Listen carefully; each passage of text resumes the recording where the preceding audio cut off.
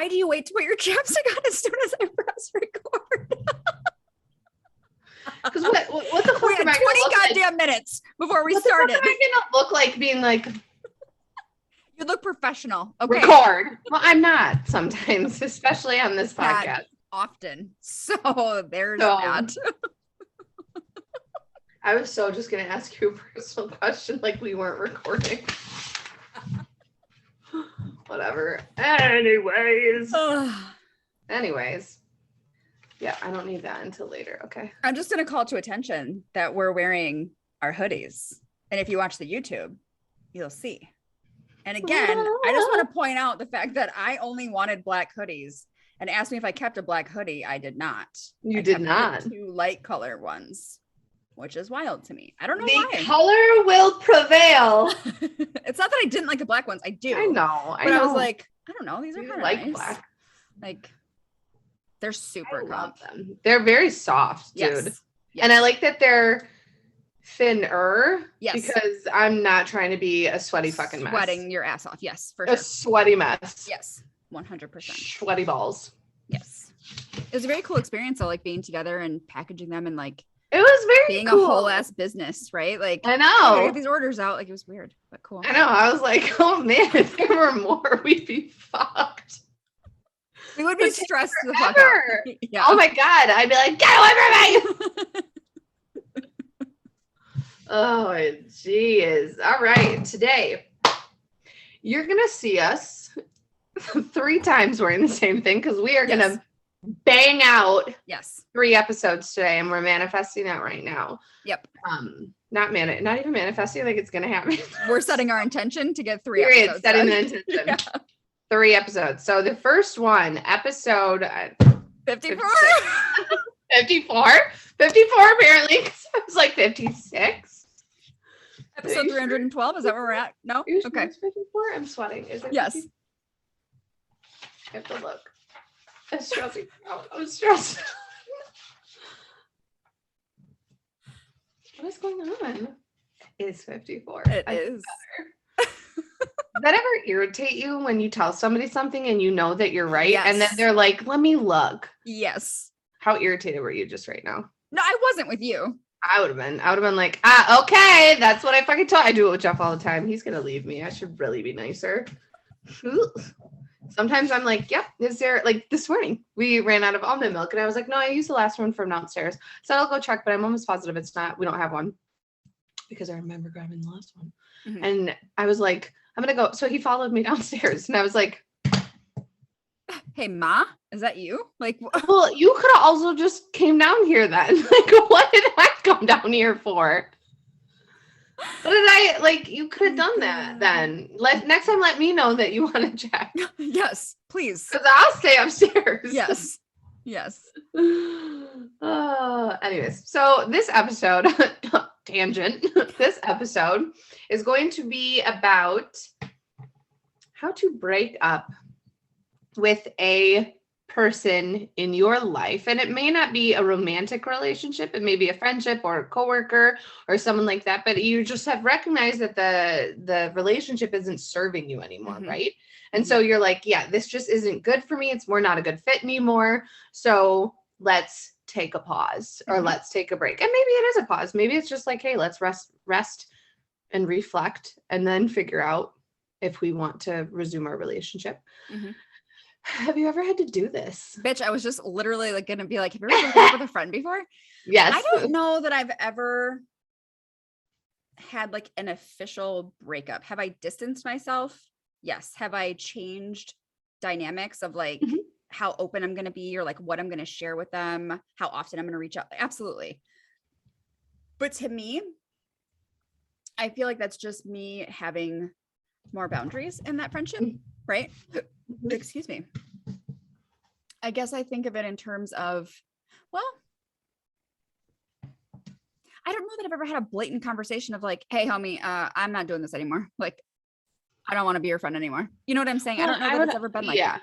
And I would also like to encourage that is not what we're going to tell you. I think that's how you should say it. I think that's literally how you should fuck off. Yeah. We're not friends anymore. Don't fucking talk to me anymore. Yeah. You can't sit with us. Right. No, I don't think that I've ever Have I had falling outs? Yes. Sure. Right. Have friendships ended? Absolutely.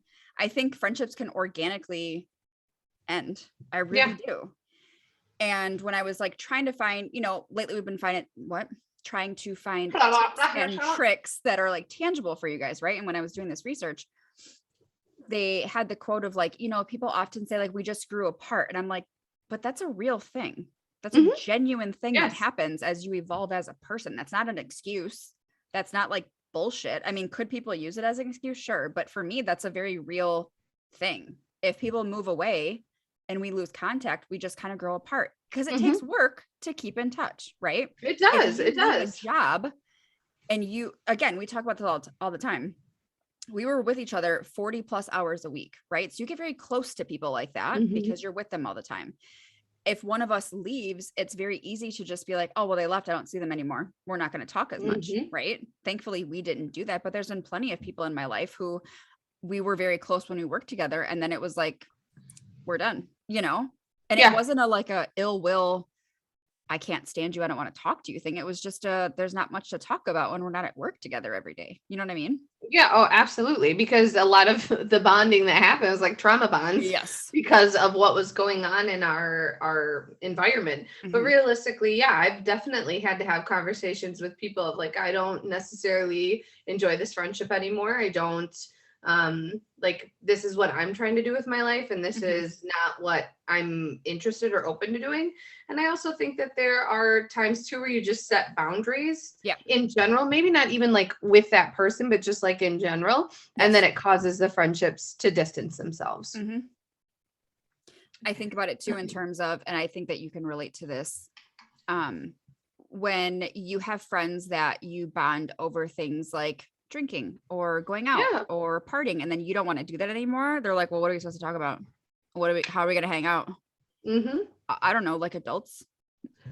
But you know what I'm saying? Like, yes, I know what you're saying. I absolutely know what you're saying. And I think that you have to understand that certain relationships come into your life to serve a purpose, right? Yes. Like there are different seasons in your life that you need that relationship for. Like I was super close with these two girls when I was going through, these two women, they're not girls, these two women when I was going through my divorce. And I needed that friendship at that moment in time because I felt like I had just done everything the way that it needed to be done. Yeah. Like I went to school and then I did this because that's what you're supposed to do. And then this is what you're supposed to, I just followed the trajectory that like society sets out.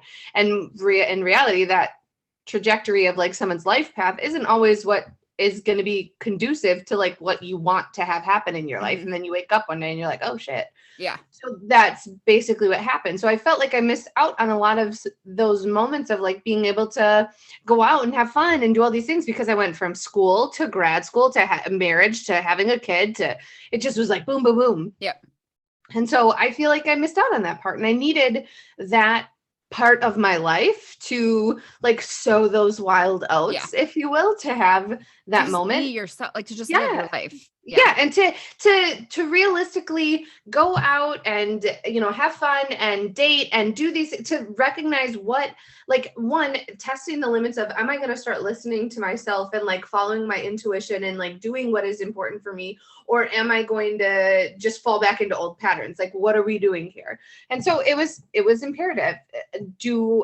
Once I went into my times of when I first started really hardcore budgeting, and I would call it my pilgrim budget, I set boundaries, not necessarily like with those friends, but in the sense of like with everybody. Everybody needs to know that I won't be going out anymore. And I'm not going to be staying out all night, not going to be doing these things because I want to get myself on track to have a better future. And so I definitely think that Drew, drove a wedge. I was like, drew a wedge? What? Like, I could not, like, my brain was like, what are you saying? Drove a wedge in that friendship, not on purpose, but it's just like, that's what we bonded over. That's what we had fun doing. And I just wasn't able to do that anymore.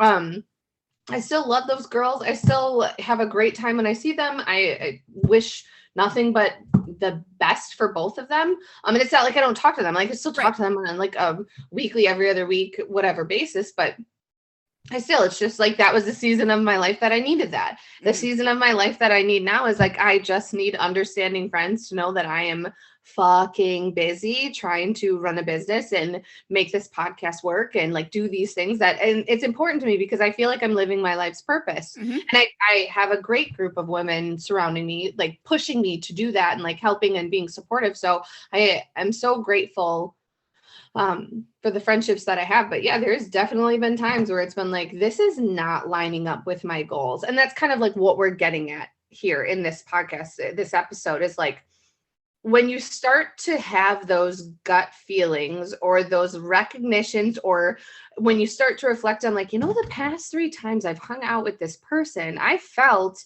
blah, blah, blah afterwards. Like I didn't feel good, or I felt like, there's a lot of drama, or it was chaos, or it was toxic, or we're just not talking about things that are interesting anymore, even when like maybe you would try to introduce a separate topic.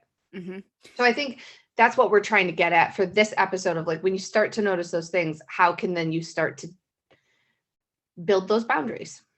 When you were talking about that, it brought up in me, right? This idea that, old me from a few years ago, who was like super negative, super just like in my head. I would love to just talk shit and be angry and whatever.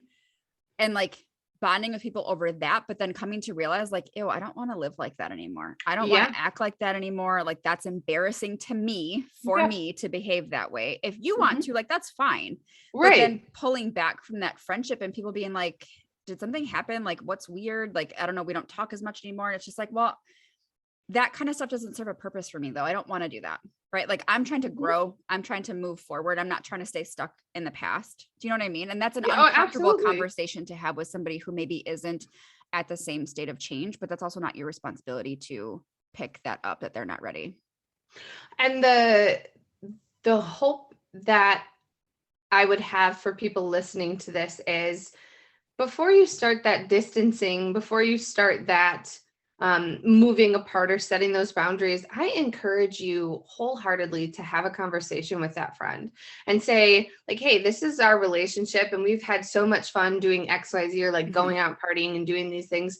I am just not in a space to do that anymore. I don't feel like it serves me a purpose. Like, what are your thoughts about like just kind of transitioning to maybe having dinner dates, or maybe having XYZ, or like blah, blah, blah, like trying to transition into a new version of your friendship. I would encourage that, because I think a lot of times people get so worried about that first initial, like, I don't want to do this anymore, that they don't have that conversation. And then like, you're just ghosting your friends, and you don't like being ghosted by the people that you're talking to. So don't ghost your friends. And here's the thing, it's building that character, right? If your friend, if you come to your friend and you can't have that conversation, literally, and when I say can't, I mean like, because they're like, what are you talking about? Or like they got all upset.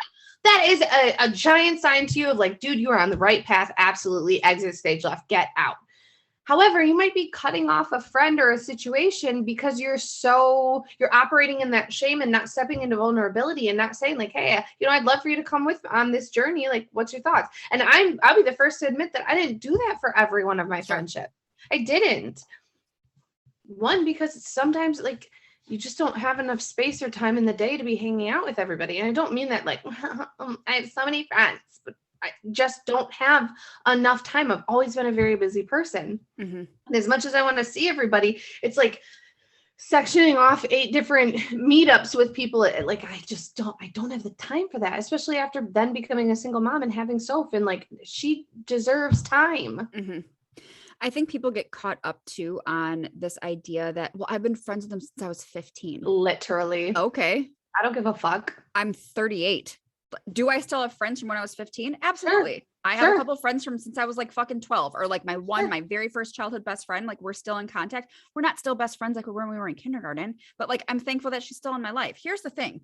Just like a romantic relationship, time does not dictate you staying just because, right? I had this talk with a client yesterday. He's like, debating on breaking up with his girlfriend. And he's like, well, we've been together for so long. I'm like, bro, here's the thing. Like, if this is no longer serving a purpose for you and you are no longer happy, you get to choose you and say, I don't want to do this anymore. That doesn't negate all the time that you guys had together. Like you said, you can mention the fact that we had so much fun together. We learned so many things. We did so many things, but like, it's time for me to kind of move on. That's okay. And it also guilt yourself into staying because it's been so long. We've been through so much. Okay. You can acknowledge that though, but you can still move forward. And it also, you choosing yourself doesn't mean that you're saying fuck you to that person. Exactly. Or you're like, you're a shitty person and I don't want to be friends with you. It just can be that, hey, we've grown apart and we have different interests, and that's okay. Mm-hmm. But like, I can't have or hold this emotional energy or space for the things that you want to do. And they're not an interest to me anymore. Mm-hmm. So how to break up with your friend. Step 1, punch him in the face. No, I'm just kidding. Bust them out. Just kidding. Tell them how much they suck. So how to break up with friends. Get a fresh perspective on the friendship. My assumption is taking a step back and reviewing. I am a pros and cons person. Sure. I love making lists. I love being like, okay, what do you bring to my table? Right? I've talked about this so many times on the podcast.